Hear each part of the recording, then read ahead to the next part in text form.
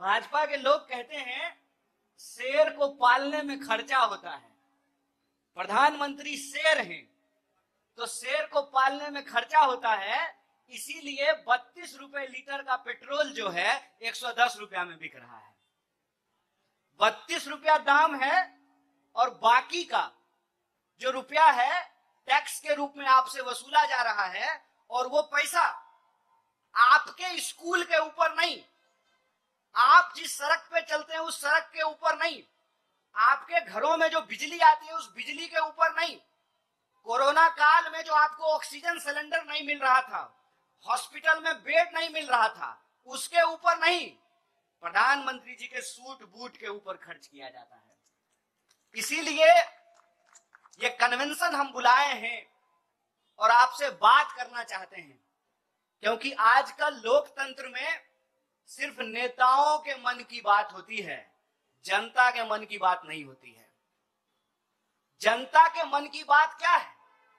जनता के मन की बात यह है कि लोकतंत्र, डेमोक्रेसी देश के लोगों से बनता है। और हमसे पहले जो इस मंच का संचालन कर रहे थे, उन्होंने एक बड़ी अच्छी बात कही कि कौन है बहुजन? जो ठेला चलाते हैं, जो रिक्शा चलाते हैं, जो खेतों में काम करते हैं, जो फैक्ट्रियों में काम करते हैं, जो आपके घरों में साफ सफाई करते हैं, जो सरकारी दफ्तरों में काम करते हैं, मेहनत मजदूरी करने वाले जो लोग हैं। और ये जो मेहनत मजदूरी करने वाले लोग हैं, ये सम्मान से अपनी जिंदगी जी सकें, इसीलिए डेमोक्रेसी में बराबरी का अधिकार उनको दिया गया। बराबरी का अधिकार वोट देने से लेकर एजुकेशन लेने तक, और एजुकेशन लेने के बाद नौकरी लेने तक, ये इक्वलिटी की आइडिया को डेमोक्रेसी के अंदर एस्टेब्लिश किया गया। आप सोच करके बताइए कि अगर संविधान में डॉक्टर बाबा साहब भीमराव अंबेडकर और पूरी की पूरी संविधान सभा यह प्रावधान नहीं करती कि सबका वोट बराबर होगा, तो आपको लगता है कि आपकी गंदी बस्तियों में कभी चमचमाती कार पे बैठकर कोई हाथ जोड़ करके आपसे वोट मांगने के लिए आता? जब मंदिर में नहीं घुसने दिया जा रहा है, जब अपने घरों में नहीं घुसने दिया जा रहा है, एक ही नदी में जब साथ में नहाने नहीं दिया जा रहा है, एक ही कुएं में जब पानी पीने नहीं दिया जा रहा है, तो नेता हाथ जोड़ करके आपसे वोट मांगने आते? ये डेमोक्रेसी की ताकत थी। डेमोक्रेसी ने हमको क्या ताकत दिया कि चाहे हेलीकॉप्टर पे उड़ने वाला आदमी हो या सड़क के किनारे बैठकर जूता सिलने वाला, उसका वोट बराबर होगा।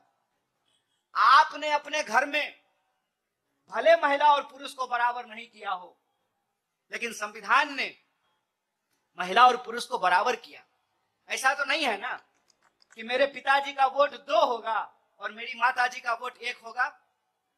क्या गोरा क्या काला, क्या मोटा क्या पतला, क्या अमीर क्या गरीब, क्या फॉर्च्यूनर पे चलने वाला क्या साइकिल पे घूमने वाला, सबका वोट बराबर किया इस देश के संविधान ने। और यह जो अधिकार है, इस अधिकार की ही ताकत है कि पॉलिटिकल पार्टिसिपेशन के साथ साथ इकोनॉमिक पार्टिसिपेशन की भी बात की जाने लगी। लेकिन आज के डेट में पहले पॉलिटिकल पार्टिसिपेशन को खत्म किया जा रहा है और उसके बाद इकोनॉमिक पार्टिसिपेशन को भी खत्म किया जाएगा। और ये मैं झूठ नहीं बोल रहा हूं, झूठ बोल करके हमको प्रधानमंत्री नहीं बनना है, मैं सच आपको बता रहा हूं कि पॉलिटिकल पार्टिसिपेशन कैसे खत्म किया जा रहा है। आप देख लीजिए कि चुनाव की हालत आज क्या कर दी गई है। धीरे धीरे एक साधारण व्यक्ति चुनाव नहीं लड़ सकता है।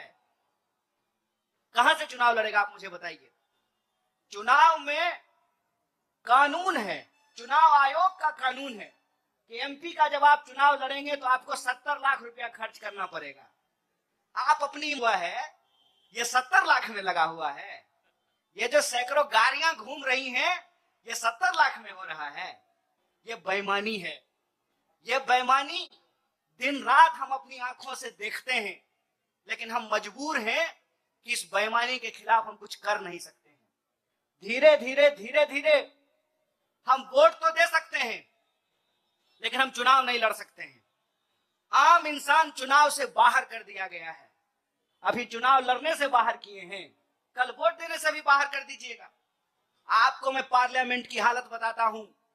पार्लियामेंट के अंदर कम से कम 200 ऐसे एमपी हैं जो लाखपति नहीं, करोड़पति नहीं, अरबपति हैं, अरबपति। अगर ये हालत रही तो आपको लगता है कि जो ये बचने वाला है, ये बचने वाला नहीं है।